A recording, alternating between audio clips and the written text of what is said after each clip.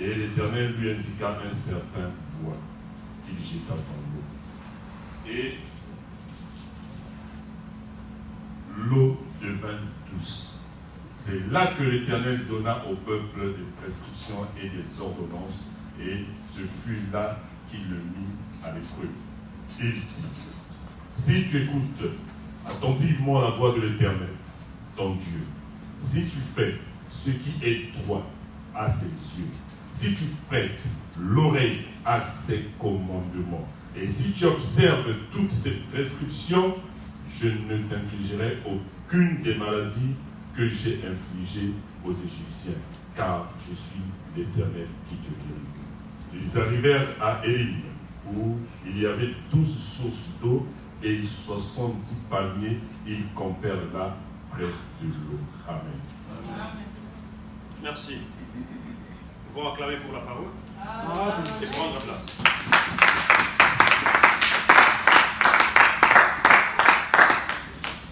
On vient de nous lire, et c'est très clair. Vous verrez l'entête là-bas, c'est l'eau des Mara. C'est Mara dont je viens de parler. Donc c'est un lieu. Quand on parle de Mara, Mara c'est un lieu.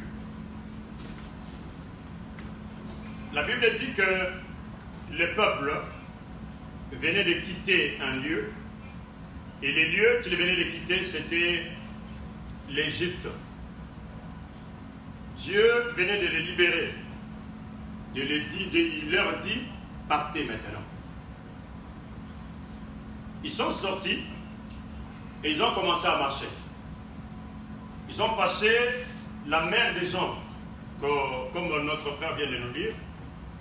La mer des Jonques, c'est la mer Rouge. Et après avoir passé la mer Rouge, ils étaient de l'autre côté. Ils devaient poursuivre leur voyage. La Bible dit qu'ils ont fait 3 jours. Ils étaient déjà dans le désert, du côté des Shur. Pendant qu'ils marchaient, la Bible dit qu'ils n'ont pas trouvé d'eau pendant 3 jours. Donc, ils avaient tellement soif qu'il n'y avait pas d'eau à boire. Alors, ils sont arrivés à murmurer contre Moïse. Pourquoi? Parce que je crois qu'en eux, ils se disaient, comme ils le diront plus tard, dans d'autres chapitres, nous étions bien en Égypte. Quand même, nous étions en train de travailler. Nous étions esclaves. Mais nous mangions. Nous étions en train de boire sans problème. Maintenant, lui, il nous dit que nous allions vers les saluts. Il y a une terre que l'Éternel a préparée pour nous. Où il y a de bonnes choses, il y a à manger et à boire. Il y a un lieu où coule le lait et le soufre, il manque. Or, nous prions sans condition. Alléluia. Parce que si nous avons prié avec condition, il y a des gens qui me connaissent, il y a cela plus de 24 ans. Plus de 24 ans. Il y a des gens qui me connaissent 24 ans. J'ai été dans ce travail et j'ai continué à le faire. Vous comprenez ce que je suis en train de dire? Il y aura des temps de trouble. Mais même dans ce temps de trouble, bien aimé, comprenez que le Seigneur sera toujours là. Parce que l'Éternel, parfois, il nous met à l'épreuve. Là, on venait de nous dire que c'est là qu'il est mis à l'épreuve. Donc, Dieu te met à l'épreuve. Or, une épreuve, c'est pourquoi? Une épreuve a des issues, n'est-ce pas? Soit c'est l'échec, ou soit c'est la réussite. Mais quand il y a réussite, on fait quoi? On monte, n'est-ce pas? On a de la joie, n'est-ce pas? On monte, on vient d'acquérir un certain niveau. Mais quand il y a échec, soit on reste sur place, ou soit on retourne, n'est-ce pas? Est-ce qu'on se comprend? On a besoin de réussir. C'est pourquoi Dieu nous met à l'épreuve. Et Dieu, quand il nous met à l'épreuve, il veut voir quel est le niveau de notre foi. Jusqu'où nous pouvons résister. Est-ce que vous comprenez? Je vous donne l'exemple d'une personne qui a été mise à l'épreuve. Le Seigneur savait qu'il va visiter Pierre. Ça va? Mais Pierre ne le savait pas. Et Pierre est venu dans ses pensées pour réaliser une mission. C'est faire sa pêche. Parce que c'était ça son travail. Et Pierre a pêché toute la nuit. Et Pierre n'a pas réussi. C'était un échec total. pas même un fretin. Vous voyez le petit fretin là? Il ne l'a pas atteint. Maintenant, Pierre se dit, là, je viens d'échouer, c'est une nuit de travail avec échec total. Je vais retourner à la maison. Et Pierre commence à laver ses filets pour se préparer et retourner. C'est lui qui l'a mis à l'épreuve est venu. Le Seigneur Jésus. Et quand il vient, il y avait plusieurs barques, dit la Bible. Mais il posa seulement la question, à qui appartient cette barque? Parce que lui connaissait cet homme. Vous comprenez? Même si cet homme ne le connaissait pas bien, ne le saisissait pas, mais lui connaissait l'homme. Il pose la question, à qui appartient cette barque? Parce qu'il n'y avait personne à côté de la barque. On dit, elle appartient à ces messieurs, à Pierre. Maintenant, le Seigneur dit à Pierre, Pierre, fais-moi entrer dans l'eau. Et Pierre prend la pagaie, et Pierre commence à pagayer, et ils entrent jusque dans l'eau. La Bible dit que le Seigneur a fait son travail, parce qu'il avait un travail à faire. S'il n'avait pas fait échouer Pierre, Pierre allait déjà partir. Vous comprenez? Or, il avait besoin de cette barque-là. Si Pierre était parti, le maître de la barque ne serait pas là. Vous comprenez? Et quand il serait arrivé, il n'aura pas la barque dont il est en train de désirer pour montrer à Pierre quelque chose et apprendre à Pierre comment avoir la foi avec Dieu.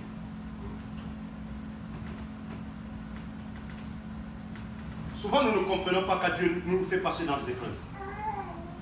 Nous trouvons les épreuves amères, comme Mara. Les épreuves nous compliquent l'existence. Et parfois, ça nous arrête. Et on se pose des questions. Dieu, pourquoi ça? Dieu, pourquoi moi? Et parfois, devant les épreuves, on pleure fort. Mais Dieu sait ce qu'il est en train de faire avec toi. Parce qu'il te connaît. S'il ne te connaissait pas, ce n'est pas un problème. Mais comme il te connaît, ne crois pas que dans la souffrance, dans les temps difficiles, dans les temps de complications que tu peux passer dans la vie, Dieu ne te voit pas. Il te voit. Il connaît ce qu'il est en train de faire avec toi. Amen. Il arrive sur Pierre, il pose la question, à qui appartient cette barque? On lui dit, c'est la barque de Pierre. Il dit, ok, amène-moi, je vais prêcher. On l'amène là-dedans, il prêche, il termine. Quand il termine sa prêche, il dit à Pierre, allons-y. Et Pierre vient le déposer là où il avait pris. Maintenant, quand Pierre termine le travail, le Seigneur lui regarde. Il dit, oui, moi je suis venu, tu m'as donné ce qu'on appelle en anglais lift. Donc tu m'as aidé pour aller avec toi dans les eaux. Maintenant, prends ta barque, va et jette les filles. Vous comprenez? Pierre s'est rappelé de l'épreuve de la nuit. Il s'est rappelé de l'épreuve de la nuit. S'il parlait à un homme, il peut se dire, bon, voilà cet homme ici veut me rendre ridicule. S'il y a des hommes, il sait que j'ai échoué. Mais il veut toujours m'envoyer encore aller échouer. Parce que c'est là où j'ai échoué. Il sait que j'avais échoué. Mais il veut que j'aille encore échouer. Malheur à ceux qui se donnent au désir de la chair. Et qui se laissent trop attacher au monde. Malheur à eux. Parce qu'ils croient qu'ils resteront éternellement. Mais nous, qui avons compris la parole, nous savons que nous sommes étrangers. Et nous sommes des voyageurs. Donc nous sommes des passages sur la terre. Dieu a permis que nous puissions quitter la maternité céleste où nous étions devant lui. Il nous a envoyés sur la terre. Et tant que nous sommes sur la terre, c'est pour une mission. Nous travaillons pendant un moment. Et notre mission, c'est de les connaître et de les servir et de préparer notre éternité. Parce que l'éternité passée ne dépendait pas de nous. Mais l'éternité future dépend de nous. Tu n'as pas saisi ce que je viens de dire.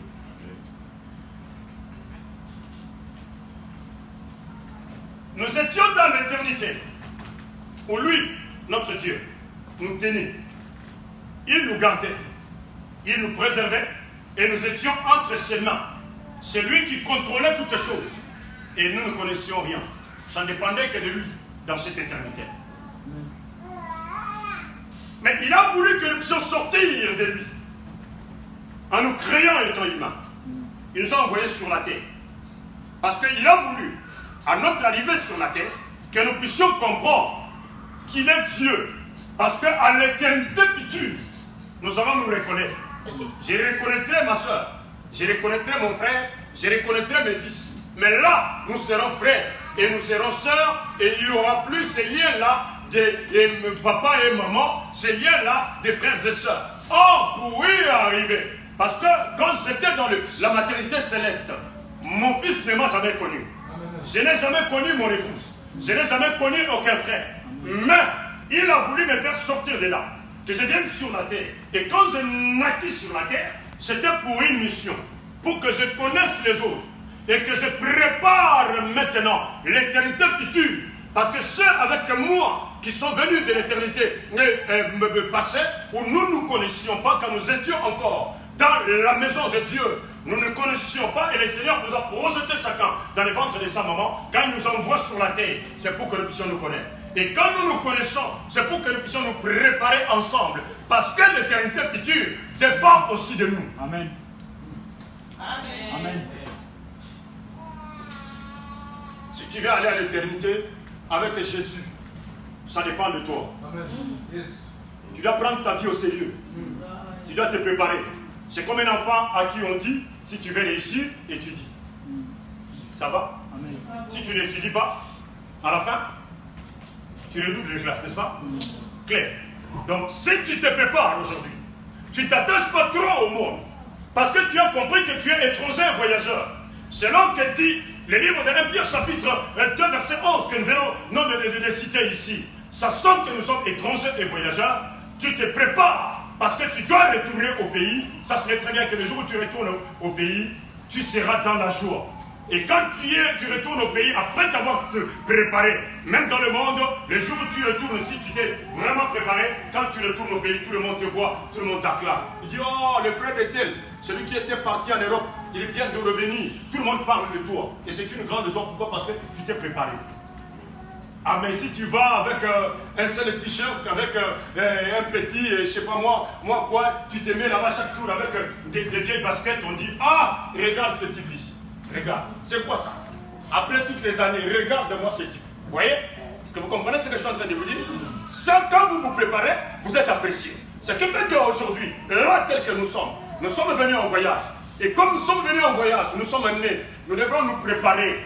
Et nous devons retourner avec un bon bagage le jour où nous serons devant le Seigneur. Amen. Le chemin de retour est à deux volets. Soit tu meurs et tu retrouves le Seigneur. Ou tu attends le Seigneur revenir dans les airs et tu montes avec lui. Même si tu mourais, ça serait très bien que tu seras toujours en attente parce que dans la vie éternelle, tous ensemble, nous devons être dans la fête des noces. Donc celui qui meurt prend juste un petit repos. Il attend seulement. Voilà, pour que les autres aussi se préparent. Et arriver au temps, le Seigneur va nous enlever pour que nous allions tous ensemble. Amen. Nous parlons du voyage de Mara à Elim. Ça va? Est-ce qu'on peut poursuivre? Gloire au Seigneur.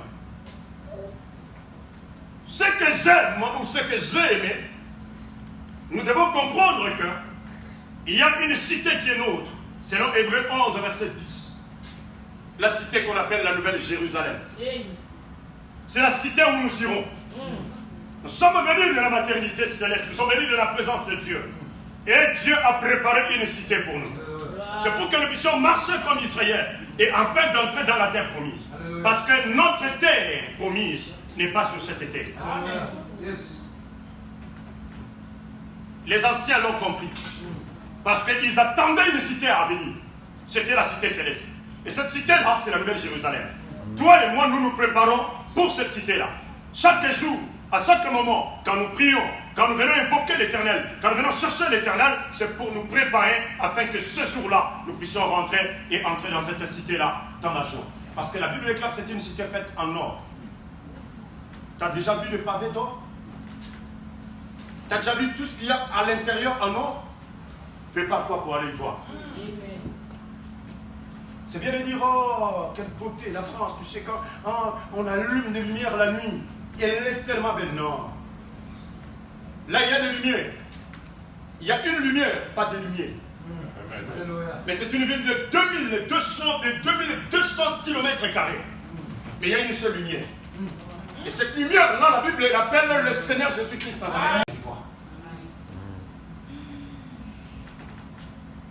Nous parlons du livre d'Exode, un déplacement. Quand on dit Exodus, pour dire sortie. Ça, c'est les Grecs. Donc, il y a une sortie. Oh, toi et moi, nous avons expérimenté déjà une sortie. Nous étions dans le monde, vivant selon les traits de ce monde, vivant selon les péchés, et ce qui va avec. Mais un jour, le Seigneur nous a touchés au travers de sa parole. Nous avons été appelés. Et dès que nous sommes appelés, nous sentons que nous devons quitter cette vie mondaine pour nous attacher à une nouvelle vie. La nouvelle vie, c'est la vie en Jésus-Christ. C'est que nous sommes sortis. Nous avons quitté le monde pour venir en Jésus. C'est une sortie. Et dès que nous sommes sortis, nous commençons le voyage. Le voyage, c'est ce voyage de préparation pour les cieux. C'est ça notre premier but. C'est ce qui nous amène ici. Ce n'est pas le mariage, ce n'est pas l'argent. Toutes ces choses-là, ce sont des choses qui doivent nous accompagner. Parce que nous vivons sur la terre. Mais notre but premier, ici, c'est nous préparer pour le royaume des cieux. Ceux qui veulent se préparer pour l'enfer, ils restent là où ils sont. Mais nous qui avons choisi d'hériter le royaume, nous nous préparons. Parce que le Seigneur nous a dit qu'il reviendra. Amen. Le verset 23 dit ceci. Ils arrivèrent à Mara. Mais ils ne purent pas boire de l'eau de Mara parce qu'elle était amère. C'est pourquoi on l'a appelée du nom de Mara. Pour dire amère. Quelque chose qui n'a pas bon goût. Et le corps, tu mets dans la bouche, cette eau-là, tu ne peux pas l'avaler. Le voyage a bien commencé, frères et sœurs. Mais nous devons savoir que ce voyage que nous avons commencé tous ne sera pas toujours rose. Je vous le dis. Parce que si un prédicateur vient et vous enseigne que dans votre vie, you will not get sorrows, vous n'aurez pas de problème dans votre vie, ce ne serait que la joie, ce ne serait que le temps de sauter et de danser, il vous trompe. Et l'apôtre Paul dit que cet homme-là soit anathème, qu'il soit maudit. Le voyage que vous et moi nous avons commencé n'est pas un voyage facile. C'est un voyage qui a aussi des complications. Un voyage qui a aussi des souffrances. Parce que si tu veux la rose, prépare-toi des équipes. Jamais une bonne chose ne s'acquiert comme ça. Avec facilité. On doit s'y battre pour y arriver. Donc pendant notre voyage, il y aura des temps de joie, il y aura des temps de plaisir, mais il y aura aussi des temps qui seront compliqués pour nous. Malgré cette complication, c'est que l'Éternel veut de nous que nous puissions rester fermes et comprendre que le temps difficile, c'est comme la nuit. On doit dormir, c'est obligé, n'est-ce pas? On peut forcer les départs à dormir, on regarde comme ça, on lave les yeux. On va faire comme un aventurier que j'avais vu, il va prendre un morceau de bois, il met comme ça dans ses yeux pour regarder, mais il dort. Montrer qu'il a mis les morceaux. Voilà. Donc ça, on n'évite pas. C'est la nuit, on dort. Mais le matin viendra. Même si on dort, comment? Mais il faut qu'il y ait un coquelicot quelque part. Quand ça chante, le matin, on se réveille. Donc, on a été dans la nuit. La vie doit parfois passer par des temps très compliqués. Mais sachez-le très bien encore, comme disent les gens, après la pluie, va venir le beau temps. Amen. Après la nuit, les jours apparaissent toujours. Amen. Et quand les jours apparaissent, tu vas oublier toutes les souffrances d'hier. C'est pourquoi malheur à celui qui ne supporte pas la souffrance. Parce qu'il y a beaucoup de gens qui se détournent pendant les moments de souffrance. Il les regarde, il dit non, ça je n'en peux plus. Oui, j'ai été frère. J'ai marché avec Dieu. Mais ça me dépasse. Et les Kélinga, vaut mieux que j'abandonne. J'en ai vu autant dans cette vie. Depuis que j'ai cru, j'en ai vu. J'ai vu même dans le pays où j'étais, en Afrique du Sud, où un évangéliste devient un viveur. Il devient un prostitué. Je parle d'un prostitué. Un homme qui va de gauche à droite avec des femmes partout. Mais il était évangéliste. Tout il devenait. Il prêchait. Il était même dans le bus en train de crier pour Dieu. Il arrive quelque part. Il sent la souffrance.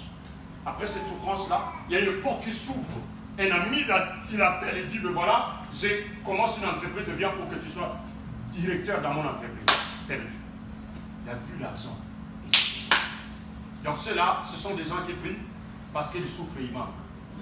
Or, nous prions sans condition. Il veut que j'aille encore échouer. Il lui dit, Seigneur, j'ai péché toute la nuit. Là, il le confesse. Et je n'ai rien vu. Mais sur ta parole. Maintenant, il n'agit plus seul. Il dit, sur ta parole, je jetterai les filets. Il l'a fait seul avant.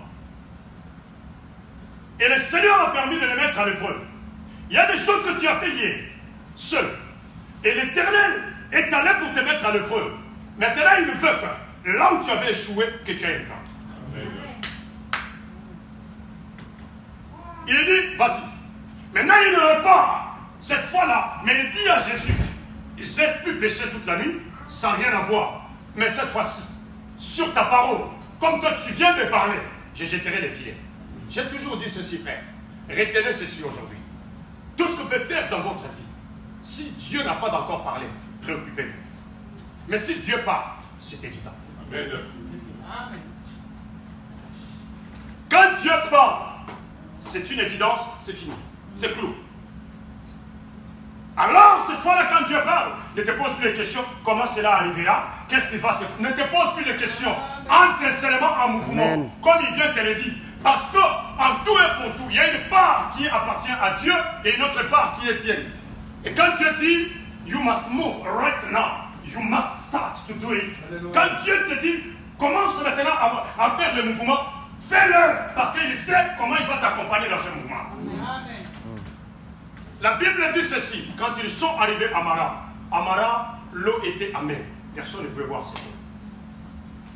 Ils ont essayé l'eau. Ça ne marchait pas, ça ne passait pas à la gorge. Déjà, la langue donnait déjà la réponse. Tu mets l'eau à l'intérieur de la bouche, tu jettes. L'eau était totalement amère. Mais dis-moi, l'amertume dans ta vie, elle vient d'où? Parce que dès que tu es là, you feel bitter in you.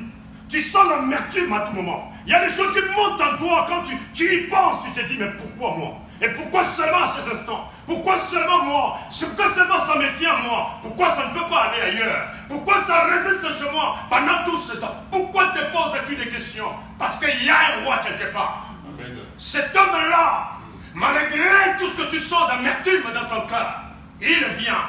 Et il donne l'ordre, il donne la direction au travers des serviteurs. Et ces serviteurs-là, Moïse était là. Et Dieu, quand le peuple a murmuré, Dieu a donné un ordre à Moïse. C'est Dieu qui a révélé le bois qu'il fallait. Écoutez-moi te dire ceci, cela. Le Dieu qui t'a appelé te connaît. Il connaît les temps que tu passes. Il connaît tous les moments que tu passes. Mais toutefois, même si tu es dans la maladie, dans une souffrance, dans un problème, dis-toi une chose. Non, je ne mourrai pas, je vivrai. Amen. Je raconterai les œuvres de l'Éternel. Je ne mourrai pas, non.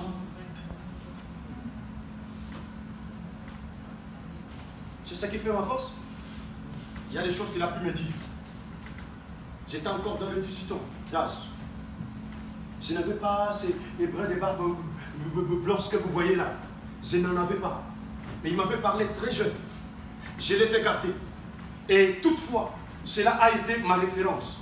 Quand j'avance et je dis à l'Éternel des choses, parfois quand je sens que ça s'accomplit, je dis à l'Éternel, l'Éternel, tu m'avais dit que j'arriverais à tel lieu.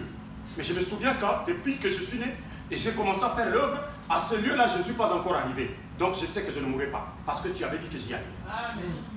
Tu vois une référence? Très simple. Je ne vais pas parmi les challenges.